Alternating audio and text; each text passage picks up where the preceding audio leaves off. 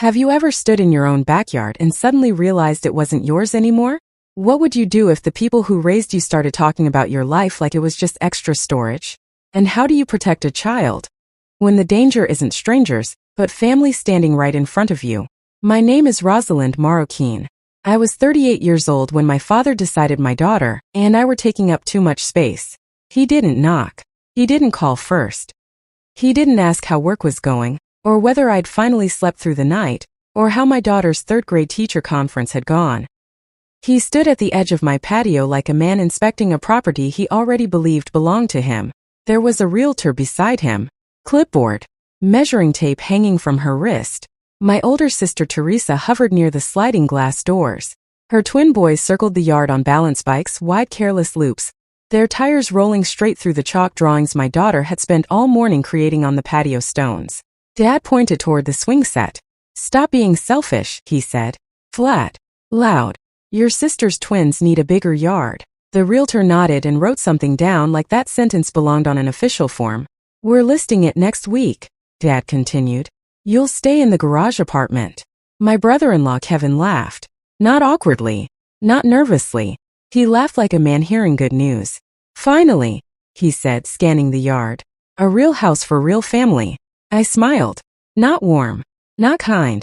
Just enough to keep the moment from exploding. "Got it," I said. That smile wasn't politeness. It was muscle memory. It was survival. My daughter Eliza stood on the back step clutching a paper snowflake she'd carefully cut out for the kitchen window. Her fingers were still dotted with dried glue. She didn't cry. That was what broke me. Instead, she folded the snowflake slowly in half and pressed it to her chest, like she was trying to make it smaller. Like she was the thing that took up too much room.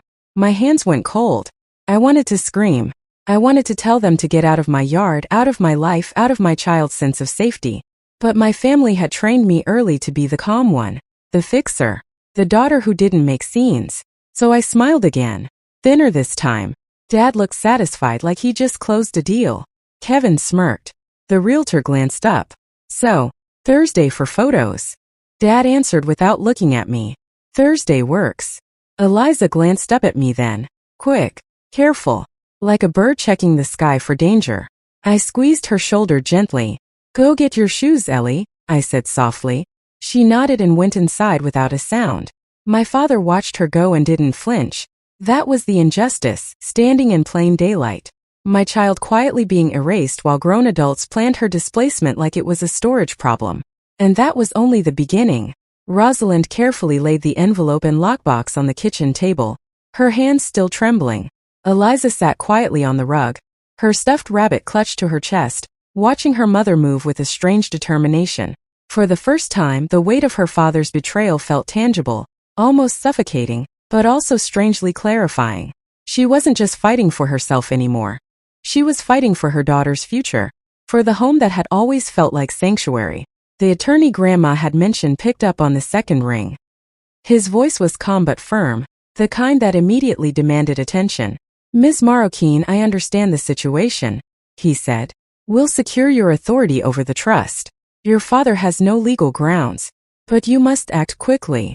Rosalind's pulse raced. Every detail her father had tried to manipulate, the property, the accounts, even Grandma's care funds, had been documented here. The lockbox revealed the truth. Cash withdrawals she never authorized, unexplained transfers, even falsified invoices. He had planned this long before the backyard confrontation. This wasn't impulsive. It was calculated. While Rosalind made the calls to the bank, freezing accounts and halting transfers, Eliza quietly began packing a small backpack with essentials, drawings, a few books, and her favorite stuffed rabbit. It wasn't fear, it was preparation.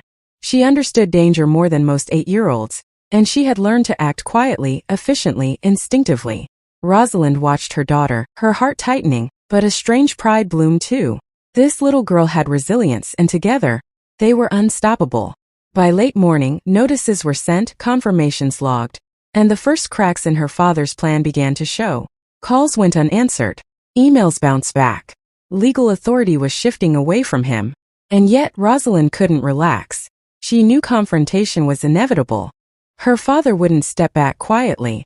When the first knock came at the door that afternoon, her stomach tightened. It was Teresa and Kevin trying to look casual, though their eyes betrayed a mix of frustration and expectation. "Rosalind," Teresa began, voice trembling.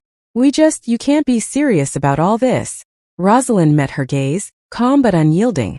"I am. The house isn't for sale. I am the trustee. And that means this is where we stay. No exceptions." A tense silence followed. Kevin shifted uneasily, glancing at Eliza, who stood silently behind her mother. "Looks like we'll have to find another place," he muttered, almost under his breath. Rosalind felt something inside her shift.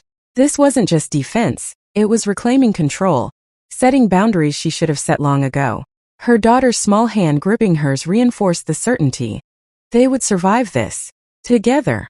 The next morning, Rosalind woke early, the house unusually quiet. Eliza was still asleep, tucked under her blanket with the rabbit clutched tightly. The calm before the storm. She brewed coffee, her mind racing with strategy. Every email, every bank confirmation, every legal notice had to be in order. Her father had made one thing painfully clear. He didn't play fair. By mid-morning, the first legal push came. A certified letter, marked urgent, arrived from her father's attorney. He claimed the trust amendment was invalid, that Rosalind had acted without proper authorization, and demanded immediate access to the house and accounts. Rosalind didn't flinch. She had anticipated this. She scanned the letter, highlighting each false claim and contradiction. One phone call to her attorney, and a counternotice was drafted. Every move she made from that moment on was precise, deliberate, and legally bulletproof. Meanwhile, Eliza quietly watched the world around her. She began leaving small reminders of herself throughout the house. A crayon drawing on the fridge, a note tucked under the cereal box, little tokens that screamed, "We belong here." Rosalind noticed, heart swelling. Her daughter was claiming their space without words, without fear, silently asserting that no adult could erase her presence.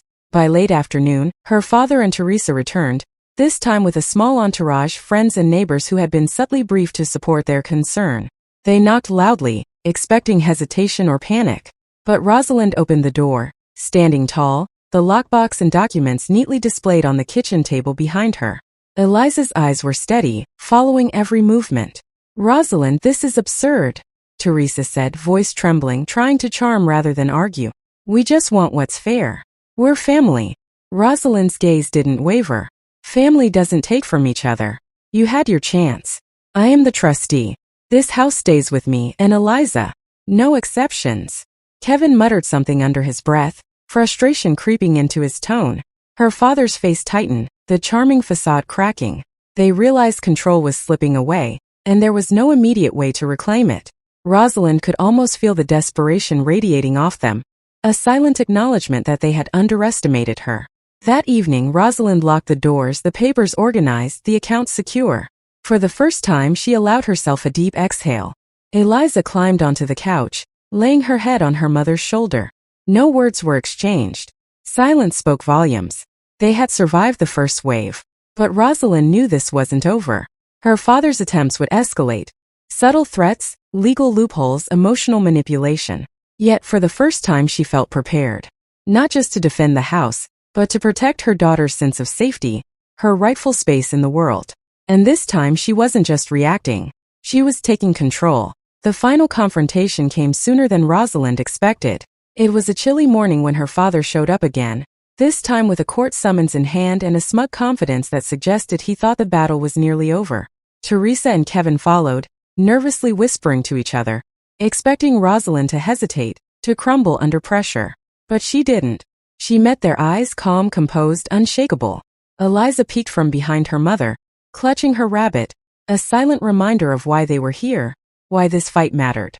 Rosalind held up the folder containing the trust amendment, the lockbox documents, and every record of her father's financial manipulations. "This is your final notice," she said. "Legally, morally, this house is ours. You no longer have authority. Any further attempt to displace us will be met with legal consequences. Understand?" Her father's smirk faltered. For the first time he realized charm and intimidation weren't enough. Teresa's voice cracked as she muttered, "But we're family." Rosalind shook her head. "Family protects each other, Teresa. You've had years to learn that. We're done negotiating boundaries you never respected."